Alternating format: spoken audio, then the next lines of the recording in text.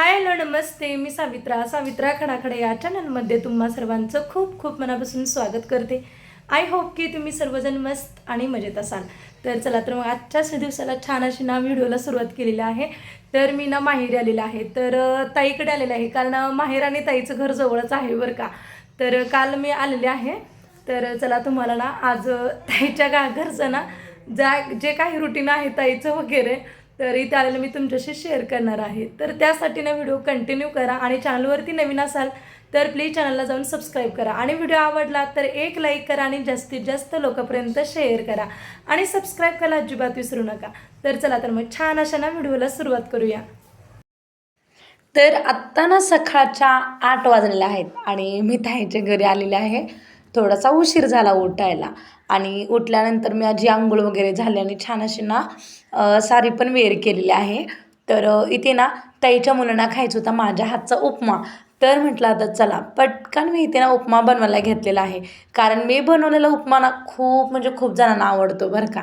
पण आता इथे बघा मी रवा भाजून घेतलेला आहे. जिरा आणि तेल टाकून घेतलं, मोहरी टाकली थोडीशी आणि मिरच्या नव्हत्या म्हणून लाल मिरच्या वापरलेल्या आहे बरं का उपम्याला. तर कोथिंबीर पण नाही आहे, फक्त कढीपत्ता होता. तेवढाच म्हणजे जेवढा आहे तेवढ्यामध्येच मी इथे उपमा बनवलेला आहे. कारण इथं जवळ असं भाजी पण नाहीत आणायला, तर त्यासाठी कोथिंबीर पण नव्हती. मग इथे छान असा कढीपत्ता आणि मिरची छान अशी तेलामध्ये तडतडली 1-2 मिनटं तडतडू द्यायची आणि नंतर इथे मी भरपूर सारा कांदा ॲड केलेला आहे. तर कांदा पण छान असा मी थोडंसं सोनेरी कलर होईपर्यंत परतून घेते. तर इथे बघा दुसऱ्या शेगडीवरती मी पाणी गरम करायला ठेवलेलं आहे उपम्यासाठी. तर ताईच्या मुलांना खायचा होता माझ्या हातचा उपमा. मग आणि स्वराजनी सांगितलं की माऊ तूच बनव उपमा, म्हणून मी इथे व्हाईट कलरचा उपमा बनवलेला आहे.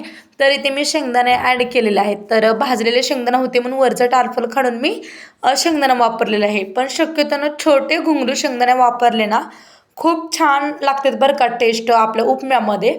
पण भाजलेले होते मोठे जाड शेंगदाणे, मी तेच वापरलेले आहेत. आणि मी आता व्हाईट करणार आहे, म्हणजे ह्याच्यामध्ये मी हळद वगैरे काहीच टाकणार नाही. तर आता चवीपुरतं मीठ टाकते. तर इथे ताईचा मुलगा काय म्हणतात आपला स्वराज तो इथं शूट घेतोय. तर छान वाटलं मला. त्याला मी सांगत होते असं कर तसं कर आहे, तर आमचा आवाज चालू होता त्याचा आणि माझं इथं बोलणं चालू होतं. तर छान असं पाण्याला उकळी आली आणि कढईमध्ये आणि ॲड केलेलं आहे. आणि आता आणखीन 1-2-3 मिनटांना पाण्याला छान उकळी आली मग आपण थोडा थोडा रवा टाकत इथे उपमा बनवून घेऊया. तर ताईची देवपूजा चाललेली आहे. तर तुम्हाला आणखीन पुढे दाखवतेच. आणि भाऊजी पण शेतात गेलेले आहेत, कारण द्राक्षीचं शेत 2-3 किलोमीटर अंतरावरती आहे त्यांची द्राक्षाची बाग. तर तिकडे गेलेले आहेत, काहीतरी त्यांना ड्रिपला वगैरे तोट्या वगैरे बसवायचे आहेत म्हणून त्यांनी पहाटेच म्हणजे 6 वाजताच गेलेले आहेत, ऊन व्हायच्या आतून तेवढं सर्व कामं करून यावं म्हणून. तर इथे बघा मी थोडासा रवा टाकत छान आहे त्यांना मी उपमा बनवलेला आहे. थोडीशी कोथिंबीर असली असते त्यांना खूप भारी लागली असते बरं का हा उपमा. आणि गावाकडे कसं असतं माहिती आहे का, लवकर उठणं आणि लवकर 9-10 वाजेपर्यंत सर्व कामं होतात. तर इथे मी एक अर्धा लिंबू घेतलेला आहे. छान असा मी इथे उपम्यामध्येच तो पिळून घेतला आणि थोडीशी साखर पण टाकते. त्याच्यामुळे खूप छान टेस्ट येते बरं का उपम्याला. तर तुम्ही असं कधी बनवलं नसाल तर नक्की बनवून बघा. कारण मी तरी खूप वेळा तुमच्याशी उपम्याची रेसिपी शेअर केलेली आहे. तर इथे बघा तुम्ही पाहू शकता ताईची देवपूजा चाललेली आहे. तर छान आहे त्यांना ताई देव वगैरे घासत होते आणि म्हटलं आता चला तुमच्याशी थोडंसं शेअर करूया. तर ताईचे दोन्ही मुलं पण बाहेर खेळतात आणि शौर्य पण त्यांच्यासोबत खूप छान रमलाय बरं का.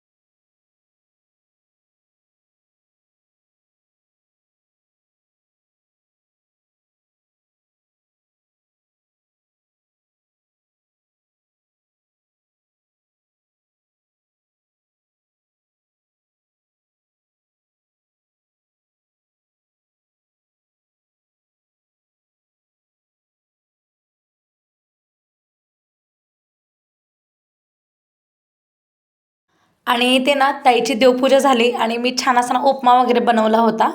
तर भाऊजी पण आत्ताच शेतातून आले. तर म्हटलं आता चला सर्वजण मिळून ना छान असा ना आपण उपमा ना सकाळचा नाश्त्याला बसूया. इथे तुम्हाला दिसत असेल व्हिडिओमध्ये हे आहेत माझे भाऊजी आणि शौर्य आणि स्वराज युवराज ताईची मुलं. त्यांनी पण बसलेले आहेत बरं का नाश्त्यासाठी. तरच म्हटलं आता थोडंसं मी त्यांच्याकडे पण थोडंसं शूट केलेलं आहे. तर मस्तपैकी आम्ही ते ना कन्नड पिक्चर पाहत बसलो होतो सूर्यवंशी. तर नाश्ता करत करत ना तो खूप छान आम्ही एन्जॉय केला बरं का. तर मस्तपैकी ते उपमा वगैरे खाल्लो आम्ही. आणखीन ना आता संध्याकाळीच मी तुम्हाला डिरेक्टली भेटते.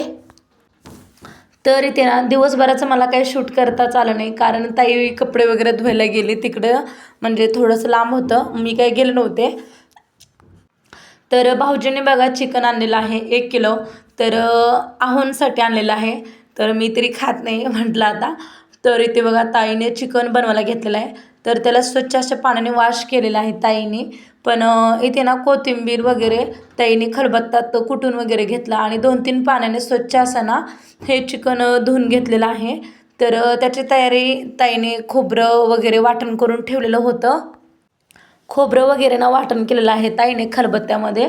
तर आता इथे बघा हळद आणि मीठ लावून ना ताईनं चिकन ठेवलेलं आहे. तर ताईची खूप गडबड असते बरं का, कारण शेतात कामं असल्यामुळे निवांतपणा असं नसतोच.